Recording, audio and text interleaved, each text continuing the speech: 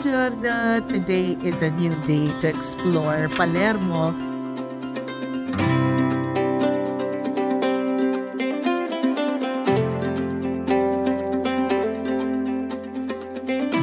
Remember, we just arrived yesterday from Cefalù and then we had a stopover. We swam. But today, we are going to explore some of the important historical buildings here in Palermo, which Danilo will decide upon. And then, this morning, I want to have the traditional Sicilian breakfast. And this is the pane cunzato, or the pane condito, which means toast bread, but what's inside is really my favorite. I hope we find the right place to get it, because Danilo said for the past days, we have not yet been experiencing the real Sicilian cuisine. I hope today we will achieve that. Oh, pane conso, yes! Pane cunzato. This is it.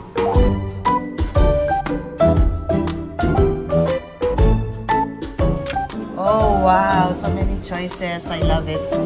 Yes, yes. So we have the pomodoro, the chipotle,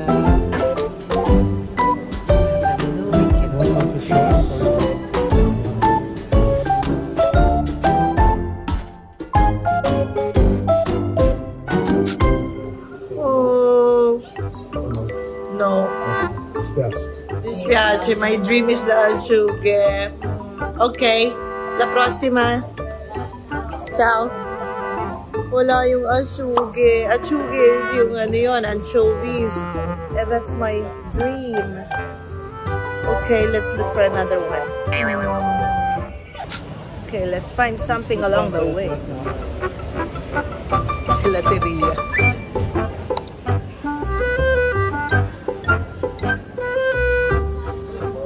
Buongiorno.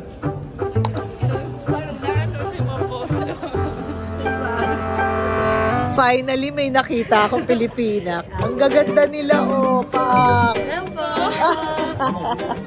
Ano ginagawa niya dito? Ah, talaga? So, nagkikrave ako sa, pane cunzato. So, meron. Yung pane cunzato. Ubus na yung atsugi. Ah, wala nang atsugi. Cravings, ah. Tara, picture tayo. Bebe, would you be kind enough to take our picture? Okay.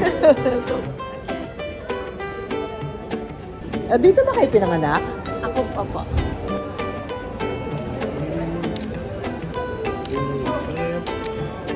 Okay, ang dami be ah. Thank you. Tapos, ikaw? Sa Pilipinas po ako pinanganak. Tapos nag-work ka dito. O, batiin niyo si mga Hello po. Wait, anong name niyo? Ako po si Kritzia. Zoar po. Kritzia? Opo. Oh, talagang dito ka nga pinanganak. Opo. JR? Zoar po. Zoar? Yes. Mami, ang ganda. Okay, piacere. Thank you po. Enjoy niyo po yung vacation niyo. Yes, ingat kayo ha. See ya. Gaganda nila. Masaya na ako kasi nakakita na ako ng Pilipino. Nakaka-at home pagka ganun. So anyway, habang naghahanap tayo ng pane cunzato na hindi natin matagpuan, bumili nga muna tayo ng ticket for tonight's show here in Teatro Massimo. Yee! Sana makabili tayo para makapasok tayo mamaya sa loob.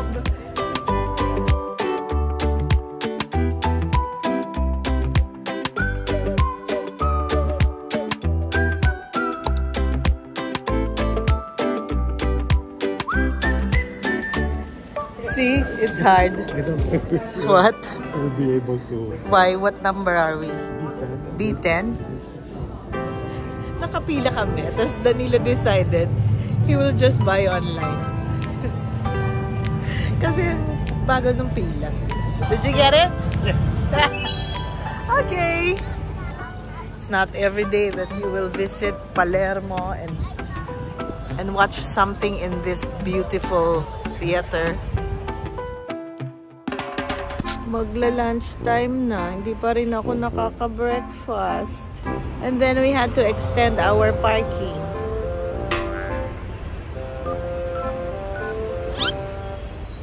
Again for the whole day. And we have not found our paneteria. Gutom na ako. Okay? We extended until tomorrow morning? Tomorrow 12. Perfect. So if you park, you pay. Naghahanap na naman tayo ng restaurant of paneteria. Is it paneteria or paneficio? West. Same.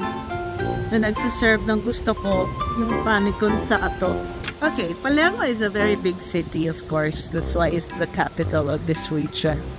And I'm hoping we can find it because it's a big city. It's supposed to be easy to find all the things. What is nice about the city, it's still walkable anyway. Huwag lang yung talagang nasa kabilang parte ng city ka pupunta. But malaki ang mga kalye, malaki ang mga sidewalk. So people ride the bike, cars, kalesa, walk. Let's cross. Need also to go to a farmacia because I feel some symptoms of flu. There, farmacia.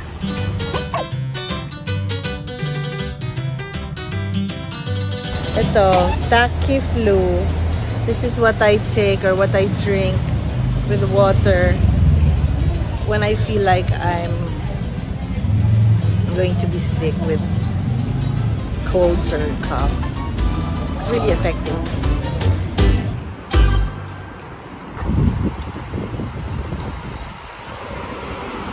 Wala.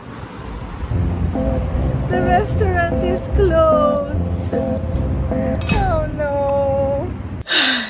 So today we did not succeed so much to find the traditional breakfast I want to have, but anyway we were able to eat pizza and spinaci con burro and seafood salad. So then I was able to take my medicine. So it's siesta time.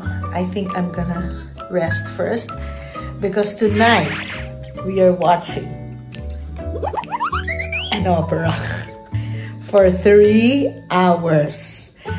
This is the passion of my husband. If you have been following my vlogs and our travels, it's a must that we always see a show, a concert, a performance, an opera, because it's my husband's passion. I like it too, but 3 hours.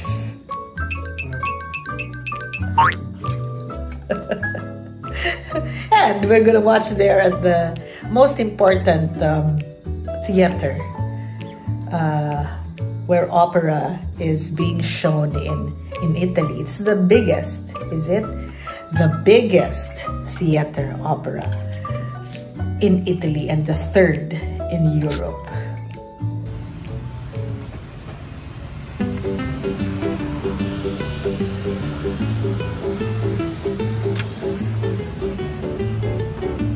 So, nagising na ako. Hindi naman ako masyadong katulog, pero hindi na rin masyadong mababa yung pakiramdam ko. Nakapag-quality sleep naman ako ng very light. So now, I'm craving for granite. I would like to have something fresh. Sana naman matupad. Hindi ko na rin masyado tinataasan ng expectations ko. Ganun naman talaga generally sa life.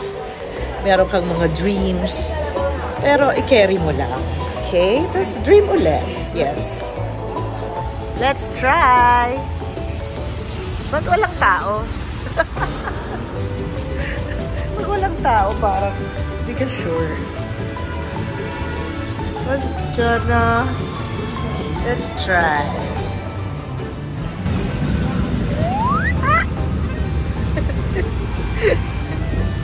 So mine is Arancia Rosa, meaning orange and blood orange, because this is the region of oranges, so I want to taste the best of the oranges.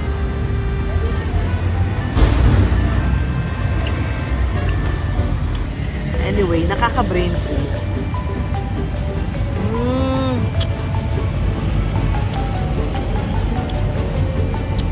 Well, yung granita, slush lang naman siya in English. Alam mo yun, slush. Slurpee.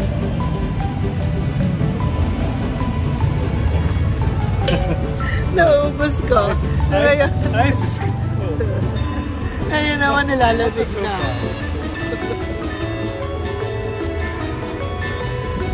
It's 6 o'clock. 6:30 yung palabas. Sige na nga, I'll finish this na.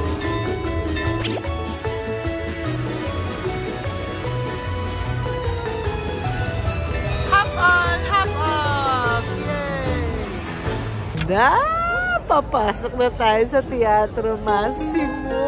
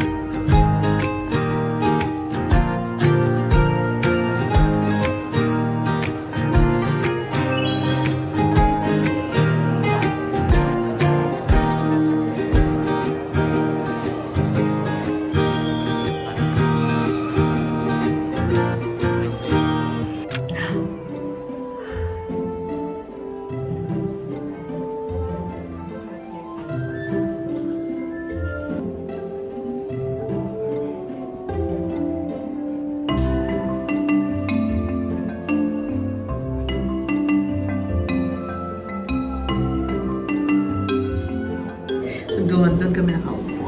Sa pinakataas. Yes. Kasi doon sa mga bandang baba, mga nauna nang bumili yun. Tapos, mahal. Kaya rin naman na dito sa taas, maririnig pa rin naman. So, usually ganyan, pa-practice na yung orchestra, naririnig mo na, ganyan. Tapos, ang mga ganitong theater, walang aircon. So, nakakatuwa nga na meron akong nakitang medyo nakabukas sa ceiling. So, at least may air na pumapasok from outside. So, they say this is the biggest. They say. Nakakatuwa.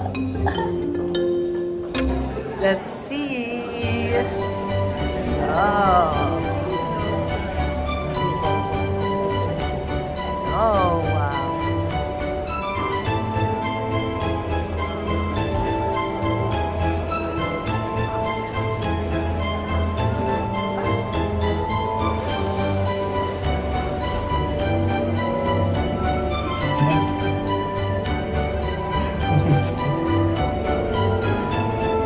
I said 3 hours. Ay, oh, meron tayong ano,